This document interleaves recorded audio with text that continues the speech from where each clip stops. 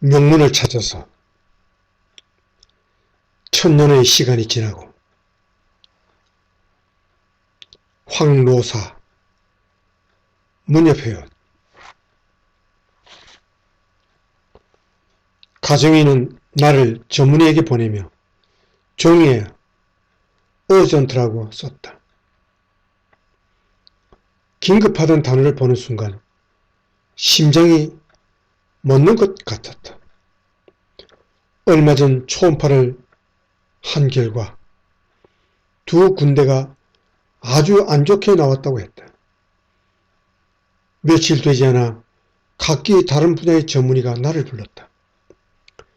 그들로부터 걱정과 위로가 섞여 있는 반응을 감지하면서 조직 검사와 CT 촬영을 했다.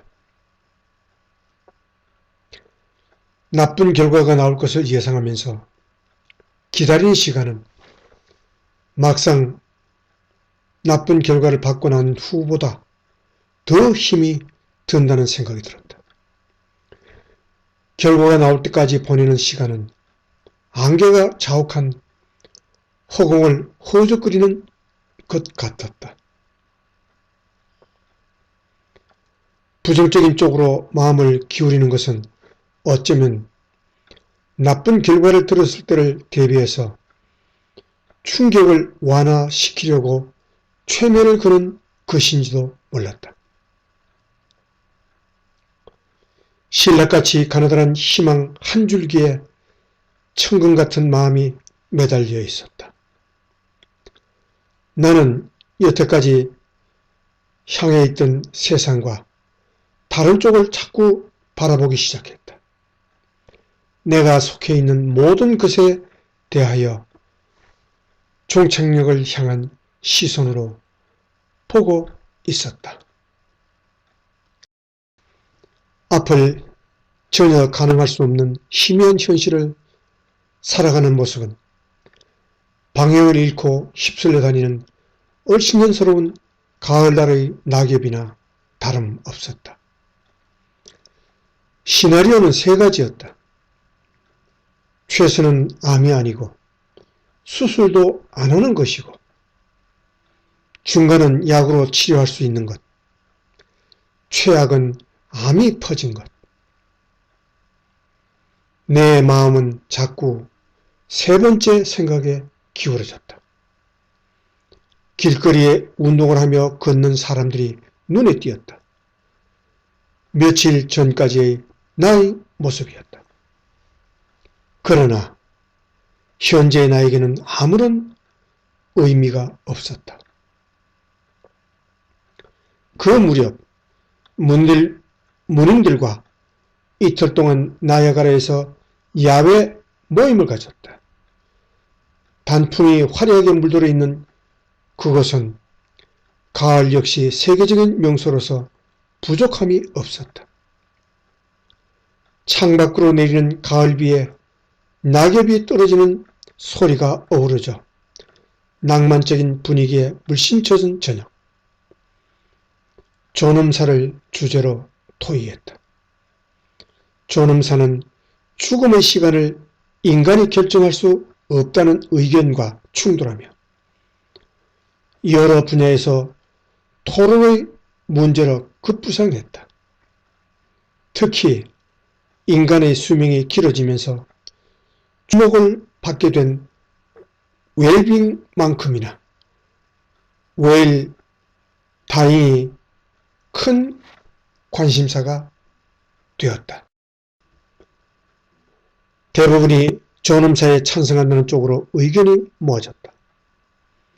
그 이유 중 하나는 환자 자신에게는 고통에서 자유로울 권리를 주기 위함이고, 두 번째는 가족에 대한 배려를 하기 위함이었다.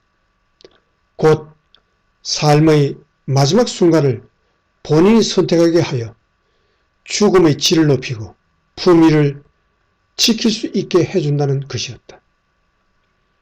한 사람씩 돌아가며 내어놓는 의견을 듣는데 이 중에서 내가 가장 먼저 갈 수도 있겠구나.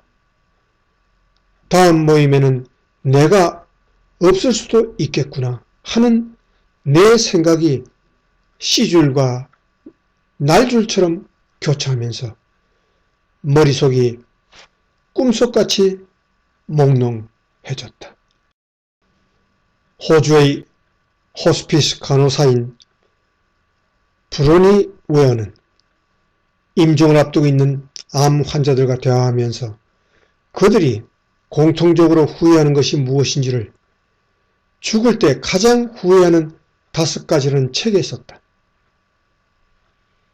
그것은 남에게 보이는 삶을 살았던 것, 일한다고 가족과 시간을 같이 보내지 못한 것, 자기 감정을 솔직하게 표현하지 못한 것, 친구들에게 자주 연락을 하지 못한 것, 그리고 행복을 위해 도전하지 못했던 것이었다. 오래전 그 책을 읽었을 때는 표피적으로 공감하며 그렇게 후회하지 않도록 살아야겠다고 단순하게 생각하고 책을 덮었다.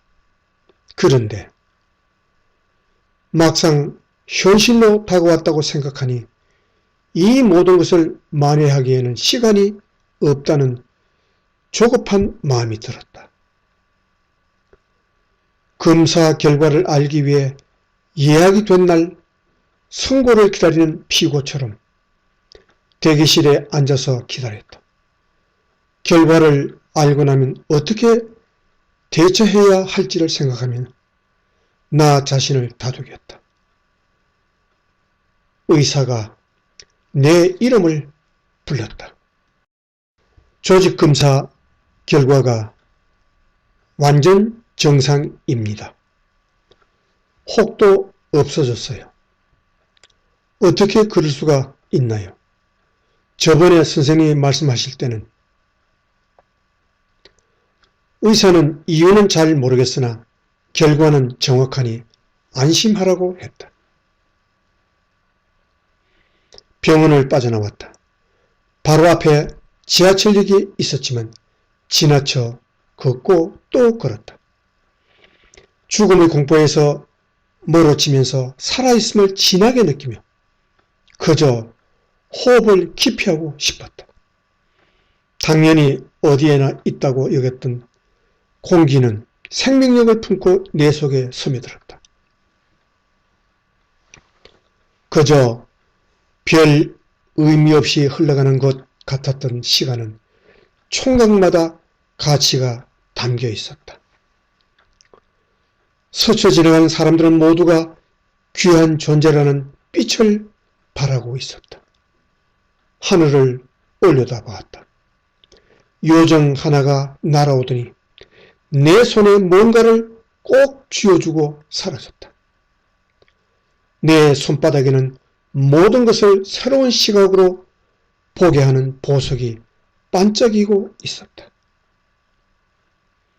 그 속에는 천년 같았던 2달 동안의 고뇌가 새겨져 있었다. 지하철역으로 들어섰는데 나지막한 첼로 소리가 들렸다.